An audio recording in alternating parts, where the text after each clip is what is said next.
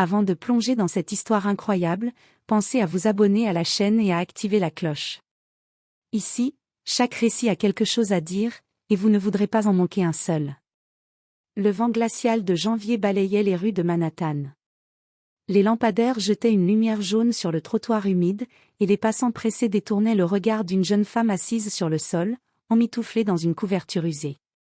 Son nom était Madison Clark, 28 ans, aux yeux sombres mais brillants d'une lueur d'espoir fatigué. Depuis des mois, elle vivait dans les rues après avoir été licenciée et expulsée, incapable de suivre le rythme cruel de la ville. Son monde s'était réduit à ce coin de rue, à quelques pièces rendues plus précieuses par le hasard et la gentillesse occasionnelle de quelques inconnus. Madison tenait dans sa main tremblante un gobelet en carton et observait les passants. La plupart marchaient vite, indifférents, évitant son regard, mais elle ne pouvait s'empêcher de scruter chaque visage, espérant une aide, un sourire, un mot de réconfort. L'humiliation et la solitude pesaient lourdement sur ses épaules, mais elle gardait une dignité fragile. Jamais elle ne mendiait avec colère ou mépris, seulement avec humilité. À quelques mètres, dans sa voiture noire brillante, Henry Whitman, 72 ans, l'un des millionnaires les plus influents de New York, relisait des documents financiers sur son téléphone. Il avait bâti un empire immobilier et financier, mais à l'intérieur, un vide grandissait chaque jour. Sa vie était remplie de luxe et de pouvoir, mais dénuée de chaleur humaine. La beauté de la ville, les lumières, les trophées de sa réussite ne comblaient pas ce manque silencieux qui le rongeait depuis des années. Alors qu'il sortait de sa voiture pour se rendre à un dîner exclusif, Henry aperçut Madison. Au début, elle n'était qu'une silhouette, une figure anonyme dans le paysage urbain. Mais quelque chose dans sa posture, dans la fragilité de son geste, éveilla en lui une émotion inattendue. C'était comme si, en un instant, il voyait à travers toutes les façades et les richesses, et qu'il percevait la vérité brute de la vie, la vulnérabilité et la dignité d'un être humain.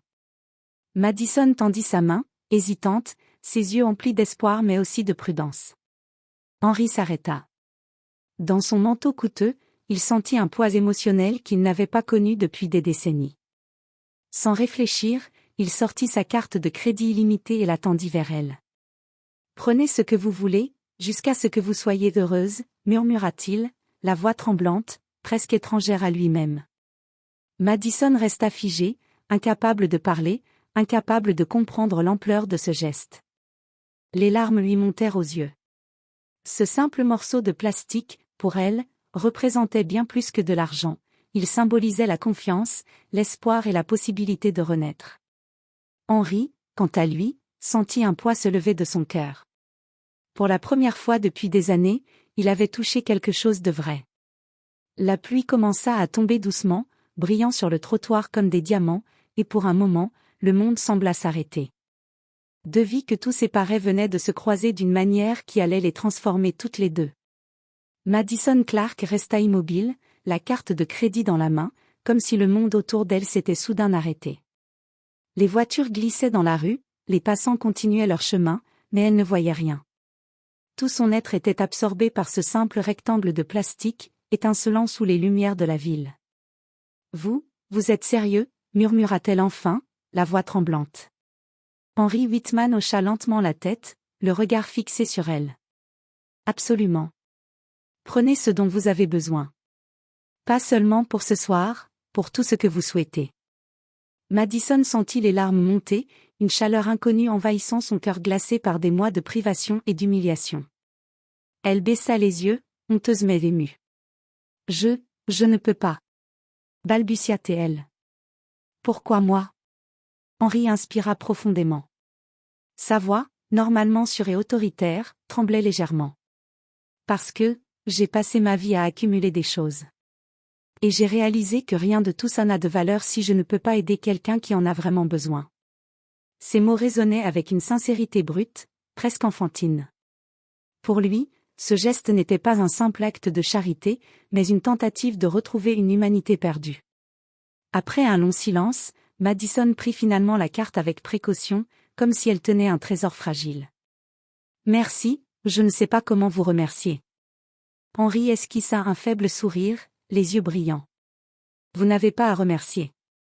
Faites juste quelque chose de beau avec ce cadeau. » Madison passa la soirée à marcher dans les rues illuminées de Manhattan, stupéfaite par l'ampleur de ce qu'il venait de se passer. Elle pouvait désormais se nourrir, se vêtir, payer un logement temporaire, mais surtout, elle ressentait pour la première fois depuis longtemps un sentiment de dignité et de possibilité. Elle réalisa que ce simple geste venait de changer non seulement sa vie matérielle, mais aussi son esprit. De son côté, Henri retourna à sa somptueuse demeure, un vide persistant dans sa poitrine malgré la générosité du geste. Il s'assit dans son bureau, regardant par la fenêtre la silhouette de Madison disparaître dans la nuit.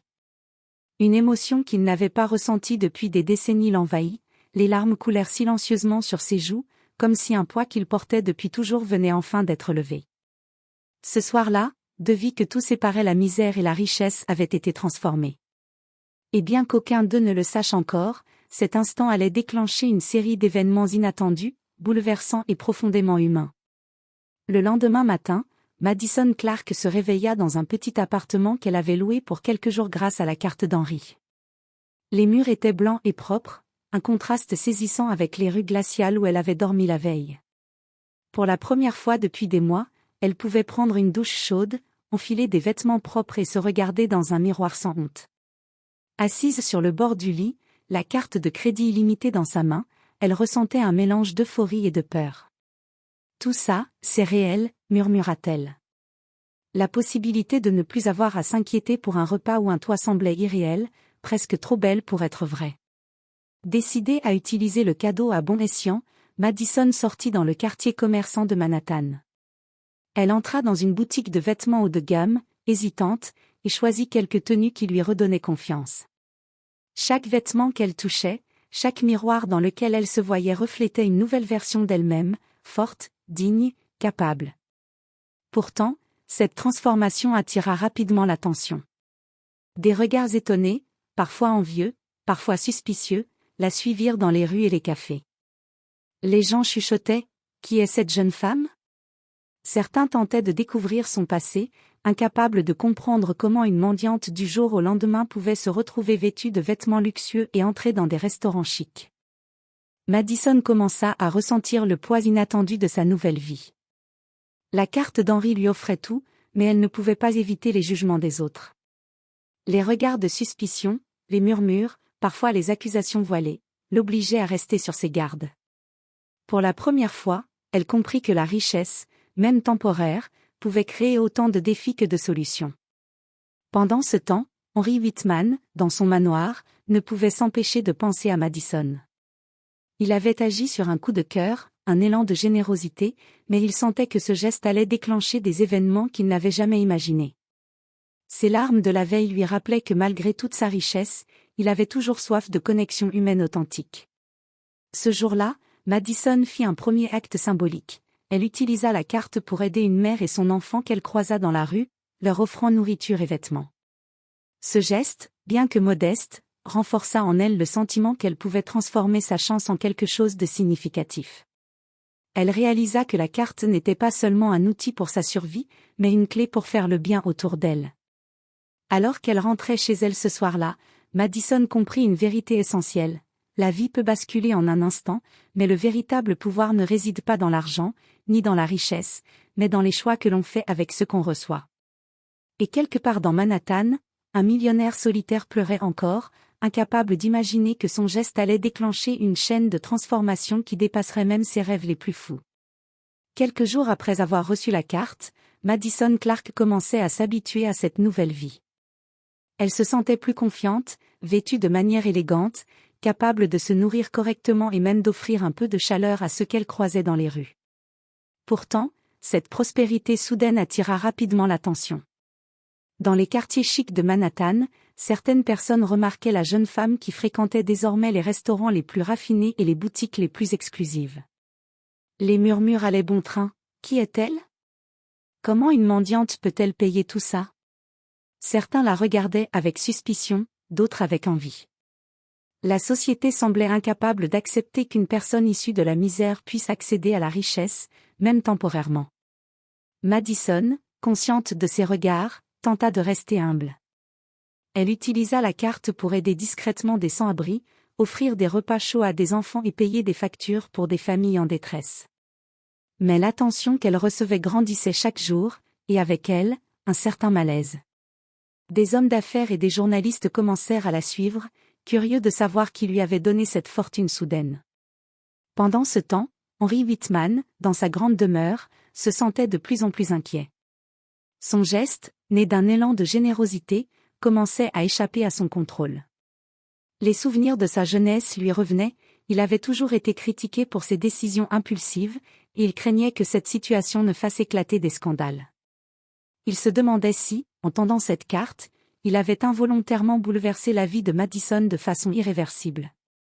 Un soir, Madison fut approché par un journaliste ambitieux, Michael Reynolds, qui voulait raconter son histoire.